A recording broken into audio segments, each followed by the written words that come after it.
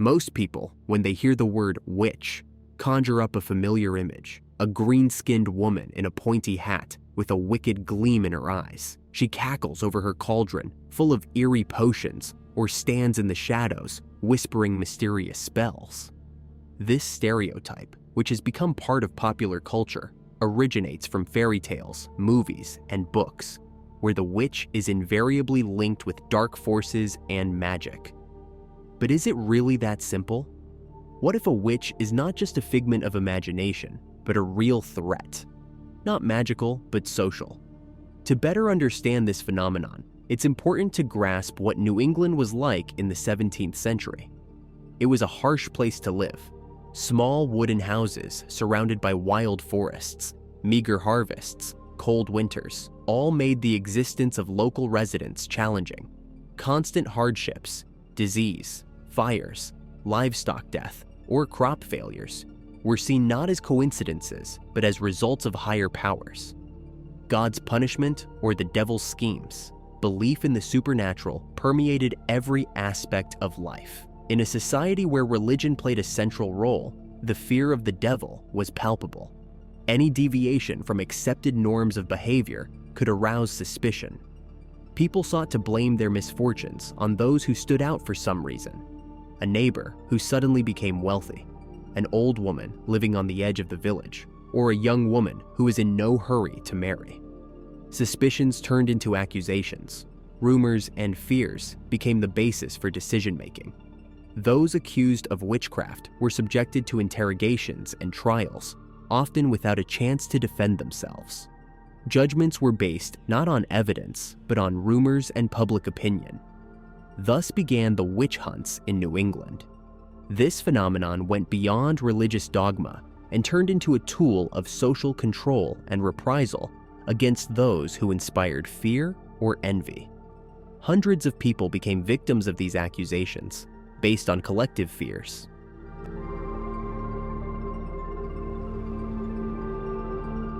As can be understood, this was a time far removed from the familiar old good America of cowboys, revolvers, the gold rush, and the Wild West.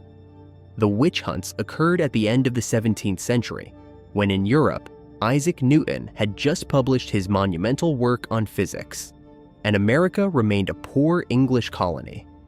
Settlement of the two new continents during this period was very uneven. While South America attracted hundreds of thousands of settlers, North America was of little interest to most people in the first 100 years after Columbus's voyage. Colonies in North America were, of course, established, but often they lasted only until the first crop failure or epidemic. In such cases, much of the population perished, and the survivors returned to Europe. The situation began to change after the religious reformation of King Henry VIII, who suddenly turned England from a Catholic country into a Protestant one. This happened because Henry VIII wanted to divorce, and the Pope would not allow it. Such a move caused deep dissatisfaction among many English people. Throughout the 16th century, England was in turmoil. The country swung between fanatical Protestantism and a return to Catholicism, ultimately settling on something in between. Anglicanism emerged from under Rome's control, but retained many Catholic rituals. However, for a new generation of radical reform supporters, this was insufficient, and they began calling themselves Puritans. Due to religious persecution, Puritans migrated en masse across the ocean to the New World, hoping to find religious freedom and build a new Jerusalem to become the chosen people of God. However, America turned out to be far from the expectations the Puritans had placed on it. The Massachusetts colony, which included Boston and the infamous Salem, was the northernmost in New England. Despite the hardest work, the harvests here barely allowed the settlers to avoid starvation. In the South, settlers made money by growing tobacco, but in Massachusetts, the main source of income was fish trading, which brought significantly less profit. The colony was on the brink of bankruptcy, yet the influx of settlers did not stop. The 30 Years' War was raging in Europe, followed by the English Civil War, causing thousands of Protestants to flee to the New World, hoping to find refuge from religious persecution. This influx of settlers further complicated relations with America's indigenous people. Initially, Native Americans helped the Europeans settle in the new land, but as the number of colonists increased, they needed more land. This led to conflicts with local tribes, eventually resulting in real wars. Just a few years before the witch hunts began, Native Americans destroyed several neighboring settlements, killing all the whites, including women and children. The colonists lived in constant fear of attacks, which affected their mentality. The internal politics of England further worsened the situation. The new king, William III, deciding that the colonies had lived in freedom long enough, intended to regain full control over them. He appointed his own governor to the colonies and revoked the charters of the largest private companies that had previously managed land and businesses in America. Laws were also introduced prohibiting the American colonies from trading with anyone except England. This caused great discontent among the colonists, and in 1689, 3 years before the start of the witch hunts, the Puritans revolted, expelling the royal governor. They hoped for the support of the new king, William of Orange, who was a Protestant, but there was no certainty that everything would end favorably. The colonists did not know what to expect from England, whether they would be supported or whether punitive troops would be sent. This created tension, which intensified during the witch hunts. Amid all these political and social problems, the Puritans faced disillusionment with their religious mission. They had moved to the New World, hoping to build a new Jerusalem, but instead, they encountered hard labor, a struggle for survival, and constant fear of both the Native Americans and England. To explain this gap between expectations and reality, one of the most prominent theologians of the time, Cotton Mather, got involved. In his book, The Wonders of the Invisible World, he argued that America was the promised land, but to become a true paradise, it must be wrested from the devil. Mather urged the strengthening of faith and adherence to strict Christian rules, which only reinforced the already stringent perception of good and evil among the Puritans. In their worldview, the struggle between these forces represented the relationship between God and the devil, providing the Puritans with a clear understanding that their lives and actions were always in this context. Given the living conditions in New England, where they hoped to build a perfect society, the Puritans established strict moral standards, convinced that everything happening in their lives was somehow connected to God's will or the devil's interference. When the Puritans migrated to America, their religion was not just a faith, but a way of life. The essence of their beliefs was that only by adhering to strict moral standards could they ensure a direct connection with God, and any deviation from these standards was perceived as a threat to their spiritual well-being. They believed that the devil constantly tempted people, and any weakness could lead to sin. In their view, as soon as a person weakened their moral resolve, they became vulnerable to the devil's influence. Therefore, the Puritans created conditions for constant self-awareness and repentance, believing that only this way they could avoid falling. The idea of the devil in Puritan religion was not merely abstract. For them, evil was a real force, constantly threatening their piety. Within their teachings, the devil was a true enemy of God, attempting to destroy people's virtue through temptation. Any pleasures that brought happiness or joy were considered evil because they could distract a person from serving God. Even everyday things, such as rest or entertainment, could be perceived as hidden traps crafted by the devil to divert people from their spiritual duties. The Puritans also believed in the idea of original sin. They thought that every person was born bearing the sin of Adam and Eve, which predisposed them to evil. However, they also believed that a person could attain salvation through repentance and strict adherence to God's commandments. Thus, their religious practice involved constant purification, renunciation of sins, and faith that God always controlled events in the world. For them, there existed a clear distinction between those chosen by God and those who succumbed to the devil's temptation. The Puritans paid special attention to the idea of witchcraft. In their view, witchcraft was not just magic, but an act of making a pact with the devil. Witches, according to the Puritans, voluntarily agreed to an alliance with Satan in exchange for magical power and the ability to influence the world around them. Witchcraft was perceived as the most dangerous evil because it was associated with violating divine order. It was absolutely unacceptable for the Puritans that someone could use magic, especially if it was aimed at causing harm or death. Tales of witches and witchcraft were not just superstitions. They became part of their religious struggle to maintain spiritual purity. In Puritan society, where constant awareness of one's sinfulness was the norm, any deviation from moral standards was perceived as a direct manifestation of the devil's influence. Witchcraft, being associated with this evil, became one of the most dangerous accusations. Witches were considered direct servants of the devil, and any suspicions of witchcraft were seen as a threat to the entire society. The Puritans believed that the only way to purify society was to eliminate those who might be under the devil's influence. Notions of the devil and witchcraft were an integral part of Puritan religion and underpinned many of the decisions they made. Their belief in the need to fight evil was reflected in their actions, including witchcraft accusations, trials, and even executions. In their worldview, the battle against the devil was not just a spiritual test, but a vital necessity for maintaining the purity of society and their relationship with God.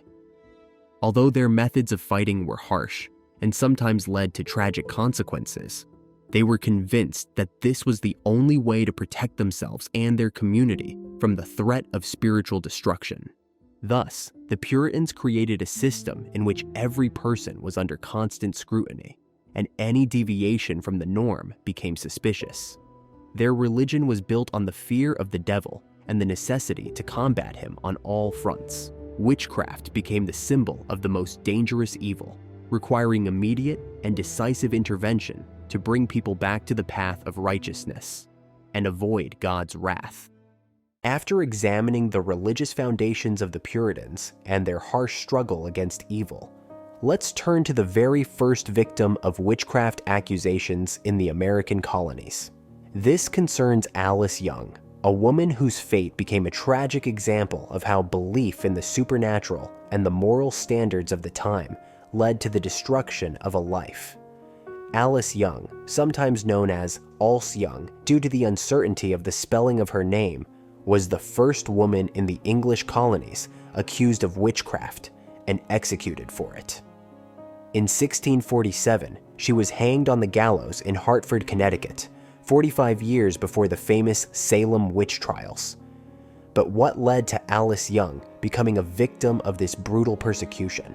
The year 1647 was difficult for Windsor, a small settlement in New England where Alice lived. That year, the town suffered a devastating outbreak of influenza, claiming many lives, including those of the children of priests and town doctors.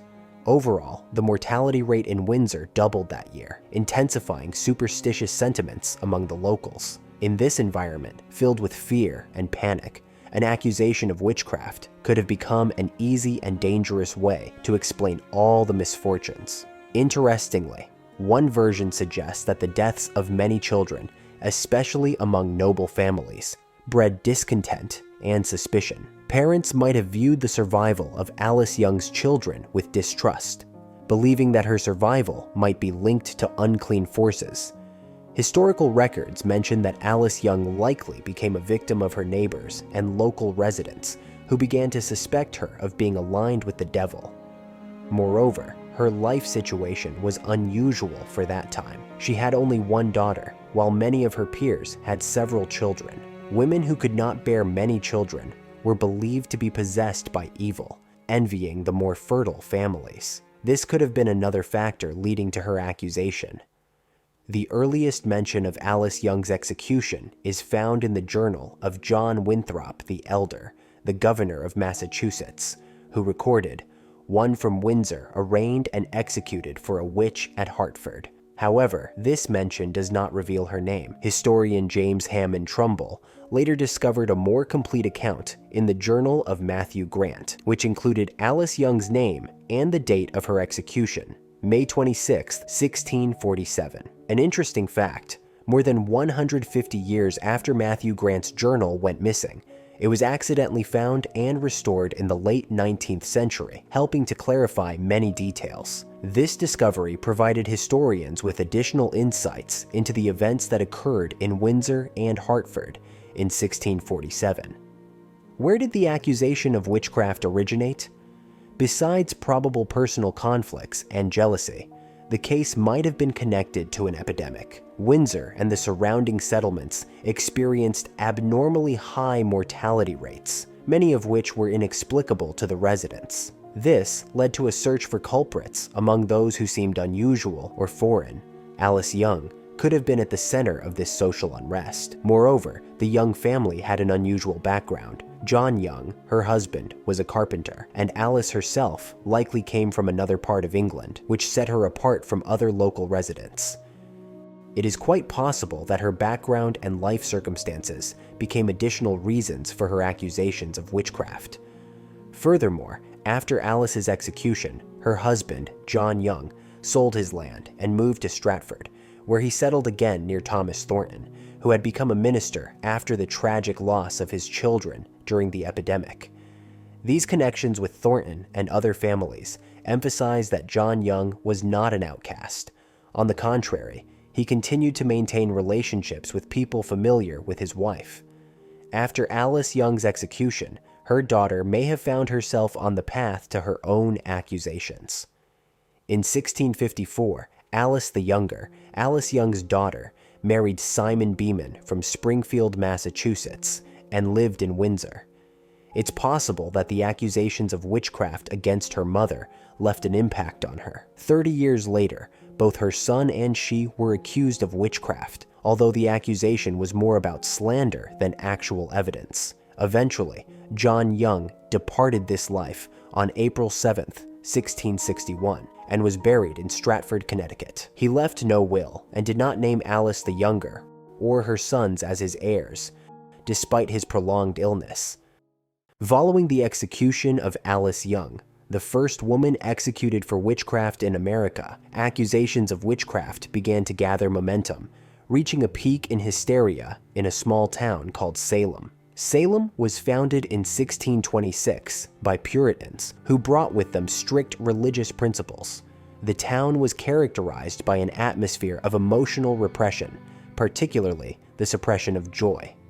Entertainment was forbidden, and all attention was focused on religious duties. This rigid society was particularly harsh on children and adolescents, turning their childhoods into real nightmares. Girls in Salem, especially those on the cusp between childhood and adolescence, experienced incredible pressure. In an environment where any expression of joy was condemned, they began to seek an outlet to safely express their emotions. They found this outlet, perhaps unconsciously inventing a form of amusement that combined not only a playful element, but also a deep emotional undertone, fitting their strictly confined lives. In their naivety, they might have perceived these displays as a way to attract attention and feel important. In a society where they were forced to conform to strict moral and social norms, their freedom was limited. Yet a chance to break free from these constraints appeared on the horizon, even if it was through accusations of witchcraft. This could have become not just a game, but a way to feel significant and recognized. When adults began seeking answers from the girls, they started taking them seriously. Everyone around wanted to understand their experiences, and their testimonies started being viewed as something significant. At this moment, the girls felt that they could be more than just ordinary children. They could be sources of information, those upon whom the fates of others depended. Each new accusation, each new confession, became another step for them toward creating a new image. The more attention they received, the more they wanted to continue, and the more intense this excitement grew. Their accusations were no longer just a game. They turned into something much more serious, something that could lead to real consequences. The attention the girls received was so new and exciting for them that they were willing to take any path to preserve it. They began to play with this attention, crafting more vivid and captivating tales to maintain adult interest. At some point, their own fabrications began to gain momentum, and in this process, they lost awareness of where the game ended and reality began. But this isn't the only explanation. A second explanation is much more serious and has deep roots in the religious and cultural traditions of the time. To speak candidly, the girls could have sincerely believed that they were being attacked by dark forces. This was the 17th century, a time when people lived as though in two worlds. One real, filled with everyday concerns and duties, and another invisible world of magic, the devil, and divine forces. Even today, many people around the world believe in magic, curses, and evil eyes. But in the 17th century, this was not just widely accepted, it was an integral part of the worldview. For the Puritans among whom the Salem girls lived, magic was absolutely forbidden and condemned. But despite this, people still feared it and tried to combat the dark forces that they believed could threaten them. People wore amulets, recited spells, and drew special symbols on their homes to ward off evil spirits and witchcraft. They believed that even the slightest contact with magic could have terrible consequences and sought to protect themselves from the invisible world at all costs. According to the recollections of one of the Salem girls, on the eve of the first incident, they engaged in fortune-telling using a so-called Venus glass. This ritual was quite simple. You needed to crack open an egg, drop it into a pot of water, and wait for the egg white to coagulate. It was said that this would allow you to see the face of your future husband. Of course, this ritual was strictly forbidden by the church, but in small communities where children often looked for ways to entertain themselves and take a break from religious duties, such practices were still quite popular. The Salem girls were no exception. And according to the stories, when they attempted this ritual, instead of seeing their future husband, they saw a coffin in the pot. This moment terrified them because, as every adult had taught them in childhood, dabbling in magic could lead to terrifying creatures from the invisible world starting to watch you. They decided that they had been touched by the devil himself, that his forces were beginning to interfere in their lives. Paranoia gripped the girls, and they ran around the village in fear, discussing that something was wrong with them. But what was even worse, they couldn't share their experiences with anyone in the area because they feared punishment for witchcraft and magic. As a result of these experiences, the girls began to have increasingly alarming and intense fantasies, which soon escalated into hysterical fits and uncontrollable fear. At a certain point, their emotions became so intense that it no longer seemed like just apprehension, but a true obsession. However, it's important to understand that these two explanations do not exclude each other. Rather, they complement one another. On one hand, the girls could genuinely believe in witches, witchcraft, and dark forces that might invade their world. On the other hand, they might have also been embellishing their experiences on the fly to continue playing a role they found exciting. The habit of attracting attention became part of their inner world, and they began to believe in their own fabrications. The girls' minds, accustomed to constant attention and discussion, could have constructed an entire picture of horror based on these fantasies, which eventually became their reality. But now, it's time to get to know the main characters of this dramatic story more closely. The minister in whose home it all began was named Samuel Parris. He was an important figure in the village, not only as a religious leader, but also as a family man. He was the minister in Salem, and his 9-year-old daughter, Betty Parris, was one of the first to exhibit symptoms of possession. Along with her was her cousin Abigail Williams, who also became a key figure in the unfolding tragedy. Later, other girls, young women, and even adult women joined them, with their actions becoming entangled in this incredible web of fear, anxiety, and accusations. Soon, the story centered not only on children, but also on adult women, from the youngest girls to fully grown women in their 30s. The image of witches gained power, becoming a kind of justification for all the anxieties and fears accumulating in society. These were fears not only caused by the events in Salem, but also by deeper issues inherent in Puritan society as a whole. In one way or another, almost all of the village's residents, about 600 people, would become involved in this story. However, one of the central figures would be Ann Putnam, the 12-year-old daughter of a highly respected family in Salem. The Putnams were friends with Reverend Parris and were among the first to witness the strange behavior of his daughter. They brought along their daughter Anne, which turned out to be a mistake. Anne interacted with Betty and Abigail and seemingly decided to join in the game. Soon, she too began having similar fits, terrifying her parents. I'm sure she was thrilled with the role she took on, as any teenager would be with suddenly acquired power, particularly when it was based on nothing substantial. During the witch trials, Anne would become the main accuser, frequently naming specific individuals. Her testimony would lead to the deaths of several people. Ann Putnam would become of particular interest to historians. While there might be doubts about whether the other girls were intentionally fabricating stories or genuinely believed what they said, there is little doubt about Anne. First, coincidentally or not, she often accused those who had conflicts with her family. Second, years later, she would admit that she made it all up and seek forgiveness.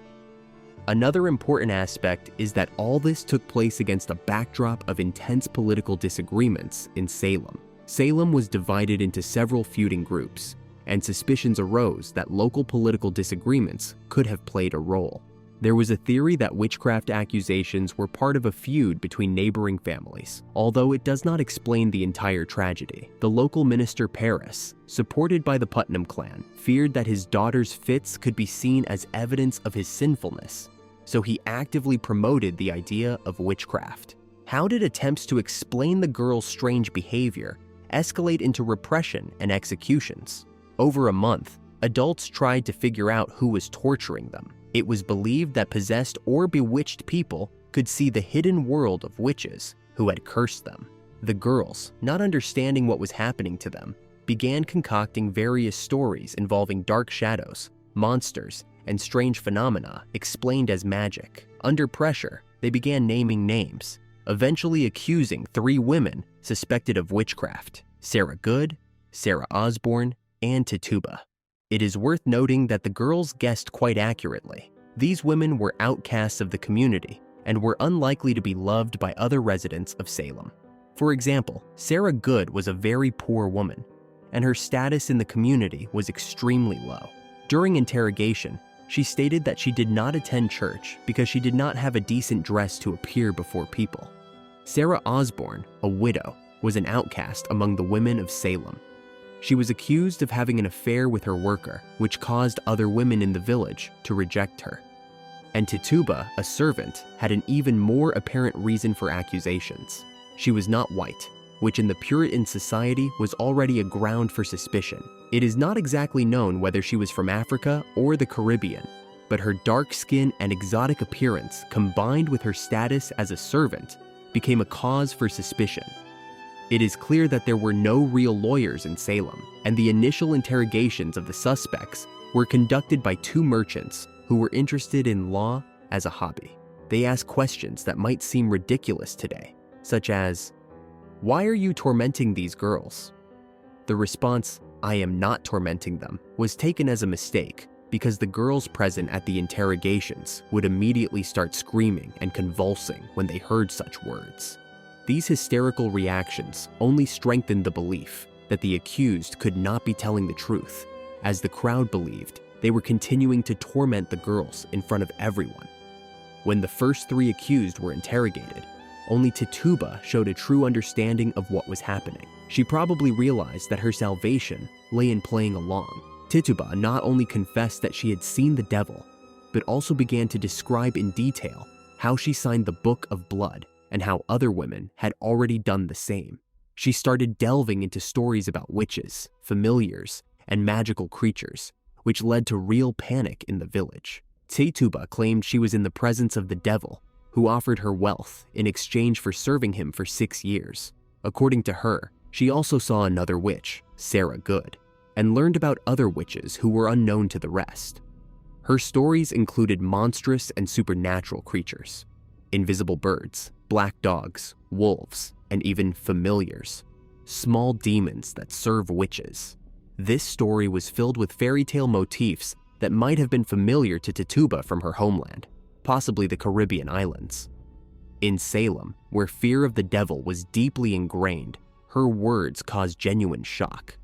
People were astonished, frightened, and began to demand even more gruesome details.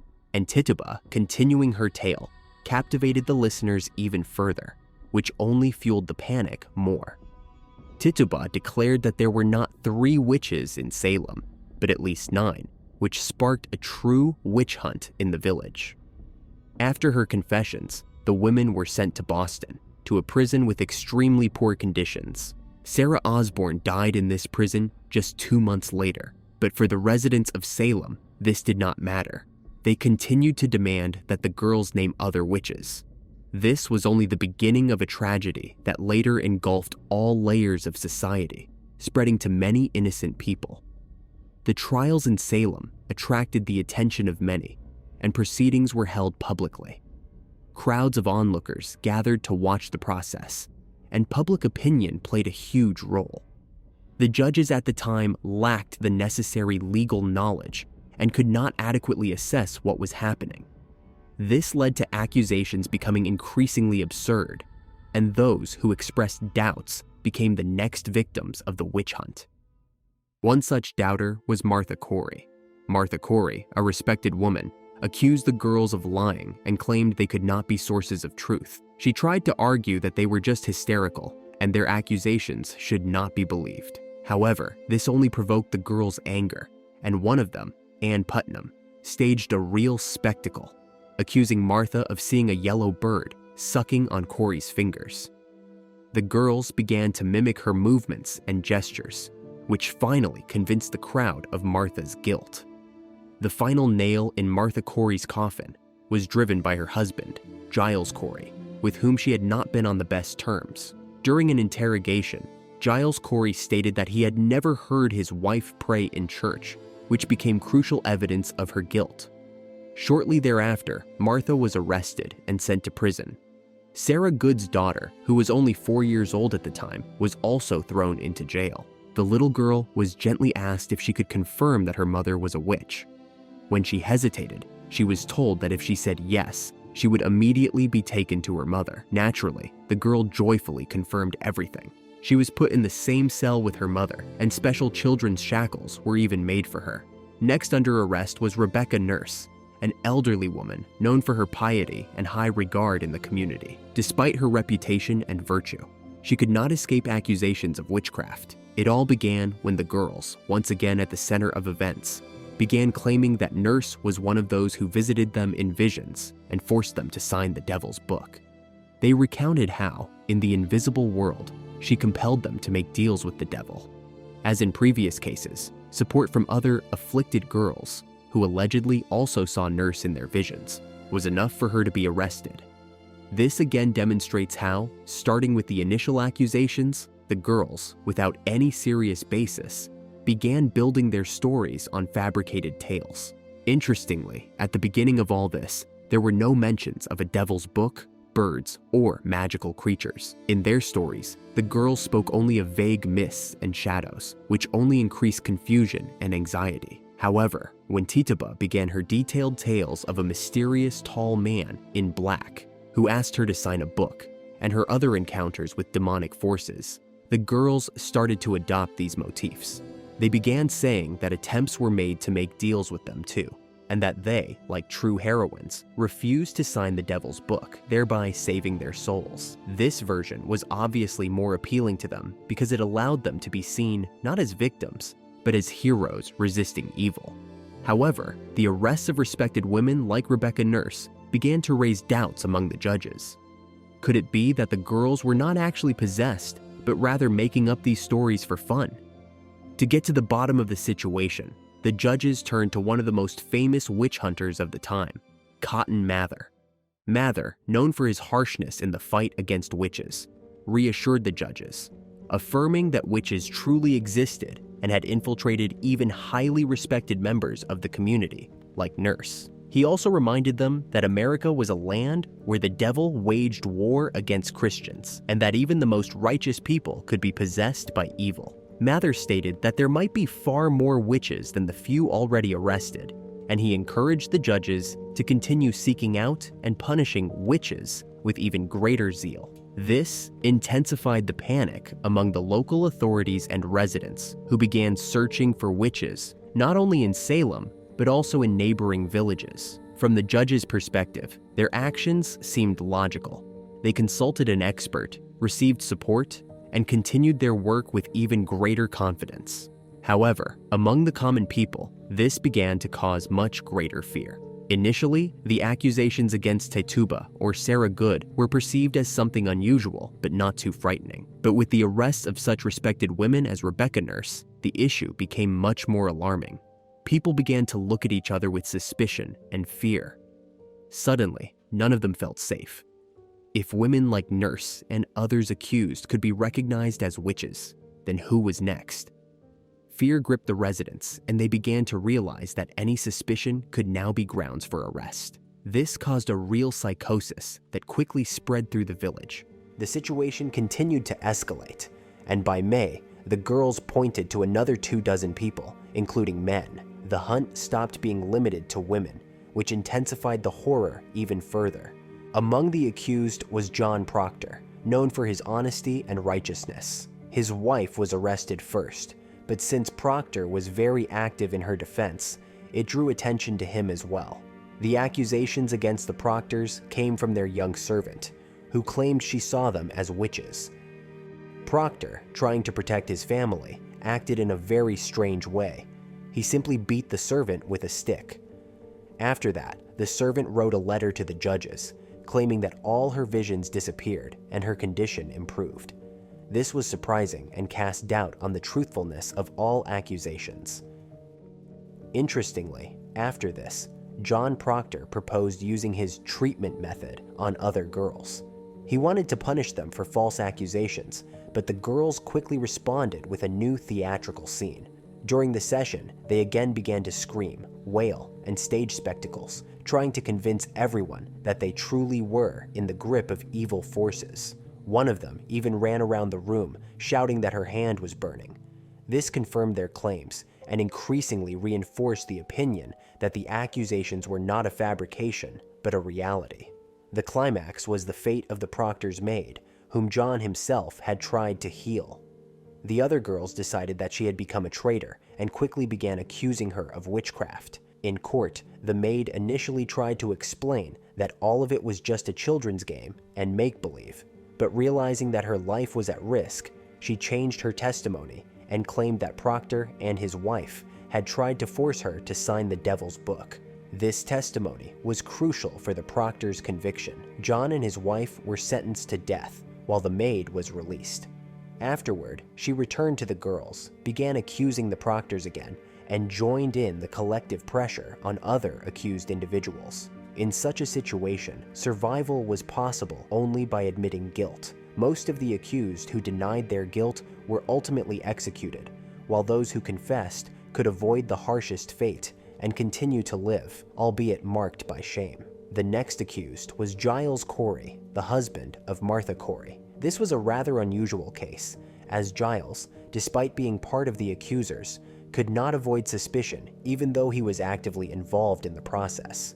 Perhaps hoping to avoid the same fate as his wife, Corey chose an unusual method of defense. He decided to remain silent on all questions, citing an old legal rule stating that a person cannot be convicted if their testimony is not heard first. However, the accusers could not allow someone to escape interrogation so easily. The tortures used to force confessions were brutal. Giles was laid on his back, and stones were placed on his chest. With each stone, the pressure increased, and Giles, despite the hellish pain, remained silent. After 3 days of torture, he died. His last words became famous: "More weight." This case left a significant mark in history as an example of the cruelty with which the accused were treated at the time.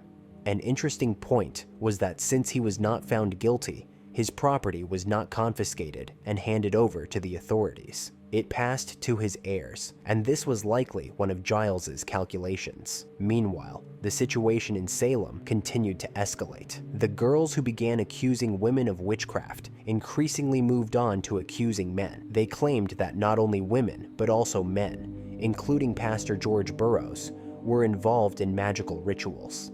The girls also stated that there was a certain man in black who led all the witches and controlled them. From these accusations emerged a picture of the accused as a giant network of evil forces that needed to be combated. Thus, the witch hunt began targeting not only women, but also men who might have been involved in unholy deeds.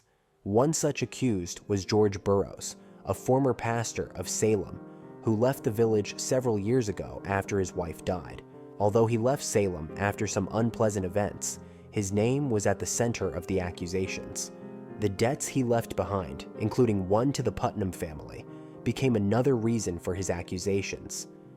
The Putnams were among the main accusers, and their influence on the process was strong. Furthermore, their daughter was one of the first girls to accuse other residents of witchcraft. It was likely her words that were decisive when the girls began to point to Burroughs as the main witch who conducted magical rituals with other witches. In their stories, it was claimed that he was the mysterious man in black they spoke of. Burroughs was arrested and brought back to Salem, where he was interrogated. He claimed that in his remote village, he couldn't conduct religious ceremonies properly, but the judges didn't believe him. One of the questions he was asked was about his attitude towards toads, animals considered to be companions of the devil. Burroughs' response, admitting he had seen toads, was taken as evidence of his connection with unclean forces. The state of his religious practice also became an important factor. He hadn't baptized his children or held services, which, for a pastor in Puritan Salem, was a significant violation. The court sessions during which Burroughs was accused became extremely tense. When he entered the room, the girls sitting in the front rows began screaming and convulsing, depicting horror and pain, which was interpreted as proof of his guilt. Ann Putnam, in particular, attacked him fiercely, accusing him of killing his two wives. The pastor found himself completely bewildered and didn't know how to respond. He tried to defend himself, but every answer only worsened his situation. All he could do was speak cautiously and prudently, as his life depended on every word. Cotton Mather, a well-known witch hunter, was present at this session. He wanted to personally see the man accused of serving the devil.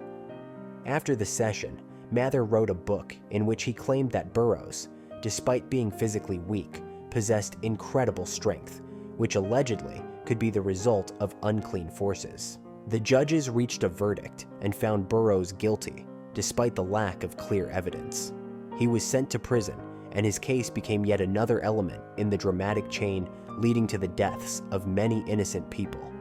By the end of May, the Boston jail was overcrowded, holding 70 people accused of witchcraft, although they were initially looking for only 9 witches, as Tituba had claimed.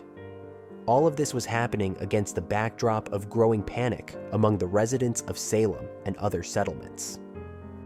At the same time, a sense of fear and suspicion was growing among the local residents. People began accusing each other, letters of denunciation were sent to the courts, and the atmosphere in the town became increasingly tense. The accused, many of whom were neighbors and friends, began giving false testimony and accusing others themselves. Panic engulfed the entire village, and the number of accusations and self-incriminations increased by the day. The judicial system found itself in confusion. Due to the political crisis in the Massachusetts colony, justice was ineffective, and the process seemed endless. This complicated the situation even further, as the prisoners, who could not be immediately sentenced and executed, required upkeep in jails. However, there was no one to pay for this, and the jails were overcrowding, creating additional problems for the local authorities. On May 14th, 3.5 months after the first arrests, a new governor arrived in Salem, and with him, Increase Mather, Cotton's father, returned. In the 17th century, the Mather family was to America what the Kennedys became in the 20th century. one of the most influential and powerful families. Increase was not only an important figure in the religious and educational spheres, but also one of the leading figures in Boston, where he held the position of pastor and president of Harvard. His authority significantly exceeded that of his son, Cotton, who was eager to prove his importance and competence at all costs. Increase returned to America after a long stay in England, where he was negotiating a new charter for the colonies. However, it turned out that his return was prompted by another important purpose: to address what had happened in Salem. A few weeks later, Increase expressed an opinion that greatly displeased his son. Despite his religious beliefs, Increase acknowledged that many of the accusations against women were unfounded and effectively built on testimonies that could hardly be considered reliable. The problem was that the colonists ignored Old English laws requiring 2 independent witnesses to confirm accusations of witchcraft. The testimony of the girls, which formed the basis of the accusations, could not be deemed evidence, as they derived from visions of an invisible world. Cotton Mather, on the other hand, insisted on his belief that the devil could only take on the images of those who had sold their immortal souls to him. Accordingly, if the girls claimed that shadows of certain people appeared to them, it meant they were indeed guilty, as the devil couldn't deceive Christians. But Increase, as a more experienced theologian, reminded everyone that the devil is the father of lies and could take the form of even the most virtuous people to confuse the faithful and doom the innocent. This assertion called all investigations and accusations into question, making it clear that many actions taken in Salem were incredibly hasty and poorly thought out. Nevertheless, it was already impossible to turn back. Soon, official trials began, but by this time, people no longer believed in them. The accused were considered guilty without proper investigation. The first execution was of Bridget Bishop, a tavern owner who, besides being accused of witchcraft, was also known to have debts owed to her by many residents of Salem.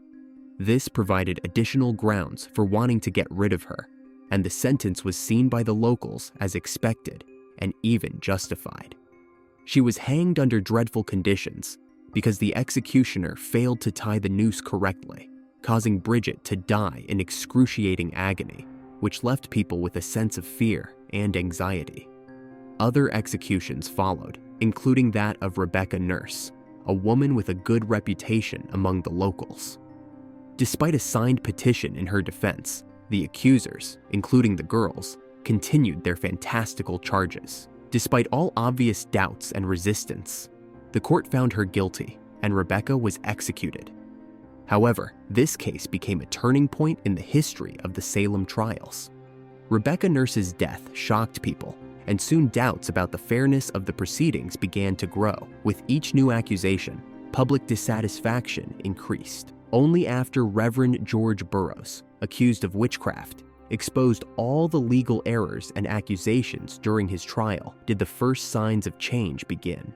His execution also led to a surge of public indignation, and his final speech, in which he asked for forgiveness and recited the Our Father prayer, left a strong impression on the witnesses. This was the moment when people began to question who the real villain in this process was. In response to widespread discontent and concerns from the judges, the governor decided to dissolve the court and establish a new one. At this new court, the accused began to receive acquittals, which led to the cessation of the persecutions. However, despite this, some of the accused remained in prison because they could not pay for their release. Others, like Tituba, were sold into slavery. This tragedy came to an end, but its consequences were devastating for the local community. Concurrently, a moral panic arose, and many residents of Salem began to pretend that nothing had happened. As for the guilty parties, the answer is not so clear-cut. It must be acknowledged that the judges, despite their diligence, suffered from inadequate preparation and superstitions. The role of Cotton Mather should also be noted. While he contributed to the onset of this tragedy, he also became the first advocate of vaccinations in America, helping save many lives. The villains in this story were not only those who accused the innocent, The girls who played the role of accusers truly enjoyed the power they were given and sometimes committed the most monstrous acts. Although many of them later realized their guilt and tried to make amends, it should not be forgotten that they were still children and did not understand the consequences their actions could have.